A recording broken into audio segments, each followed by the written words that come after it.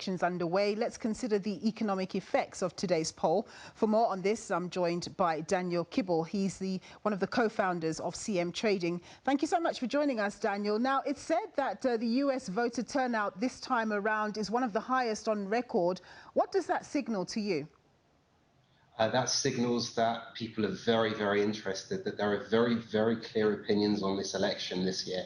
You've got a very, very clear choice. You've got Trump on one side, you've got Biden on the other side, and they are completely different candidates any way you look at it.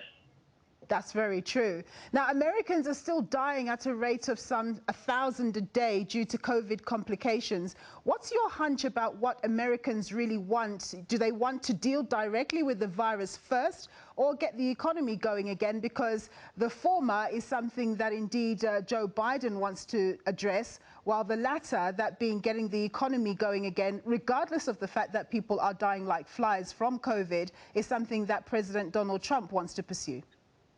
I think you've hit the nail on the head on the question. It goes back to your first question.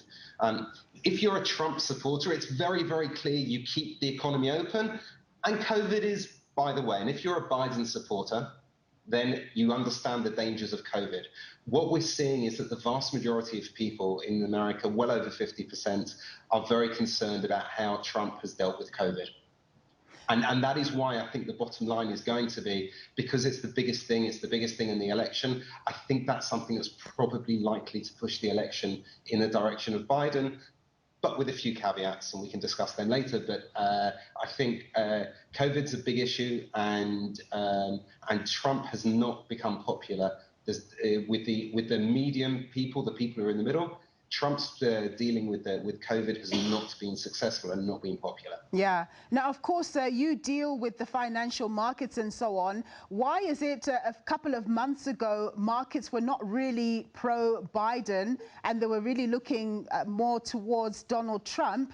I mean, why is that? Is there something inherently anti-market that Joe Biden represents? I think there's no question that we need to, if we're looking at the markets, that there are two ways of looking at it. Trump is very pro-business.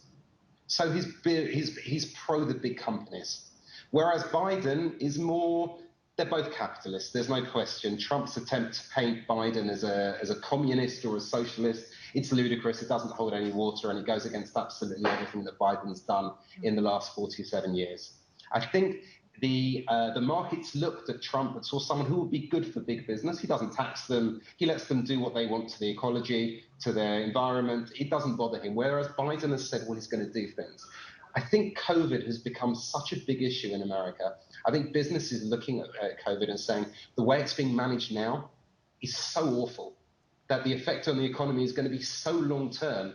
And that's why that Biden has a Biden victory, and you're very much correct. The markets have changed their opinion. Should Biden win, then it's likely not to affect the markets so much, whereas a couple of months ago, you could have said that he would have done. Yeah, and of course, it's very important, you know, what the long-term effect is, just in terms of your approach to COVID, your approach to relations with the rest of the world and so on. And that brings me nicely to the relationship between the US and China. We know that it's been quite fraught, and we know that the US, whether you're a Republican or a Democrat, you're naturally suspicious of China. But do you think if Joe Biden were to win, he would deal with China differently? No. I think China is one of the issues that there's pretty much agreement on all around. China have pushed the boundaries. China have, in America's eyes, they've lied, they've cheated, their behavior has been not acceptable in the eyes of the Americans. And I think that one of the very, very few things in this election where there is pretty much broad agreement is that China's a pariah and needs to remain a pariah. I don't see much change there. There might be a more reciprocal relationship with Biden. He might be less fully head-on. I mean, he's less aggressive than Trump in how he does things. But I think anyone hoping to see a big change in the relationship between America and China, I think that train's left the station already. Yeah. Now, one of the issues that Donald Trump has has really pushed back against is multilateralism. He's been very much, it's all about America, let's protect America, and he's fueled this sense of protectionism around the world, and of course COVID has also added that to the mix. How do you think a Joe Biden presidency would dealing with other countries around the world? I think I'm going to be careful here because I know that Obama is very popular around the world. I think Obama, in my opinion, caused a lot of damage to America's reputation around the world. He kind of said one thing and then did something else. Trump, whether you like him or not, and I heard on your previous post that you did, the article, there were people saying how much they liked Trump. Trump is appreciated around the world by a lot of people. I think in the more liberal democracies, Trump is a lot less liked. I don't think there's any question about that. But certainly around Africa and the Middle East, he's respected. Even if they don't like him, he's very much respected. I think if Biden was to be elected, I expect there to be a more open relationship, certainly with Europe, and less so with Russia. There's a very strange relationship between Trump and Russia. There are all these rumors circling that we don't know how true they are, and we'll never know. But certainly Trump's relationship with, he's given very much the Russians a free run to do what they want. I think that will change very much so. And I think Joe Biden will be more accepting around the world. He'll be a lot more popular, certainly in Europe and in other parts of the world. So I think America will open its doors a little bit more to the world if Biden is elected. But again, Trump's changed the world and changed how people look at things. And I think that's going to have a long-term effect. Indeed it will. I hope you're wrong when you say that we'll never know the dynamics between President Trump and Russia. Hopefully in 20 or 50 years, we'll really get to know the truth. But of course, Donald Trump has given no respect to the Paris Climate Change Agreement, with the US turning its back on it. And of course, Mr. Biden has really been speaking in terms of being very pro-climate. So do you suppose that if he gets in, that indeed the US will turn its back into in joining other countries in terms of the Paris Climate Agreement? Because you can't really deal with the climate alone. It has to be a holistic approach. I pray to God that he does, for my children's sake and for my grandchildren's sakes to come. This goes back to what I was saying earlier with the issue of big business and its support for big business and fracking, which is in the oil industry. And certainly Trump was seen as very pro-big business, and they can do what they like to the environment. Who cares? We're outside the Paris Treaty. I hope and pray that Biden, if he is elected, which I hope he will be, I'm not sure though, takes the United States back into the Paris Treaty, because our children deserve better. You really concern me when you say you're not sure. So is it, as far as you're concerned, from what you're seeing right now, because I know you'll be monitoring your screens right now, is it a very close tie between the two candidates? This is the thing. This is the multi-million-dollar question, and we don't know the answer. At CMtrading, we're seeing a lot of different people looking at different ways and different opinions, and you ask questions regarding the markets. Now the markets look at things, and the CMtrading clients are pretty much, we can see on the trading, some are buying the indices and some are selling the indices. My opinion is that, that if all the votes are counted, Biden is going to win comfortably.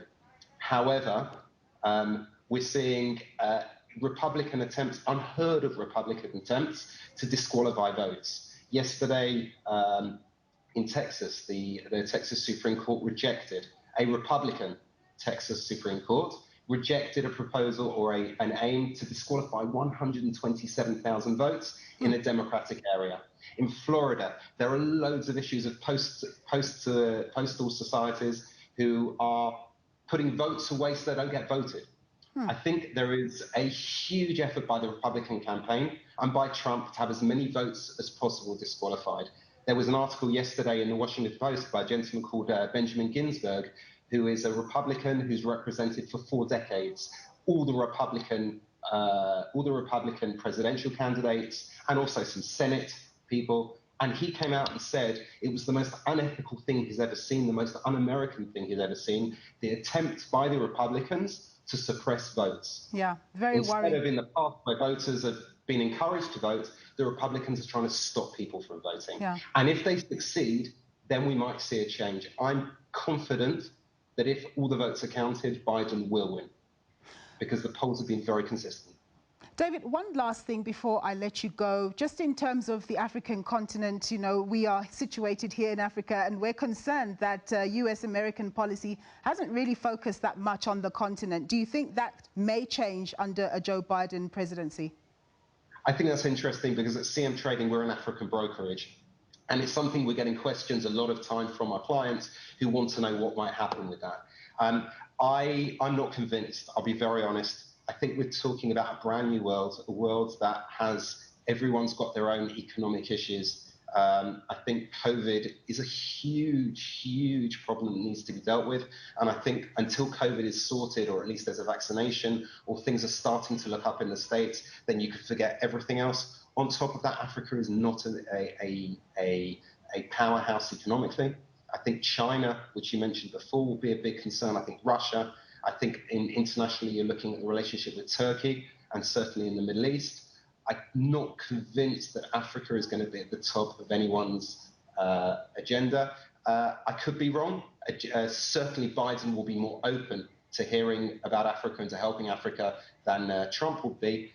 But I'm not sure it's going to be I'm not sure that Africa is going to see an American president who's going to spend a lot of time on them because of the huge issues that we're facing right now all around the world. Yeah, no, I hear you. Thank you so much, Daniel, for your time and insights. Daniel Kibel, he's a co-founder of CMtrading, and that's all from him.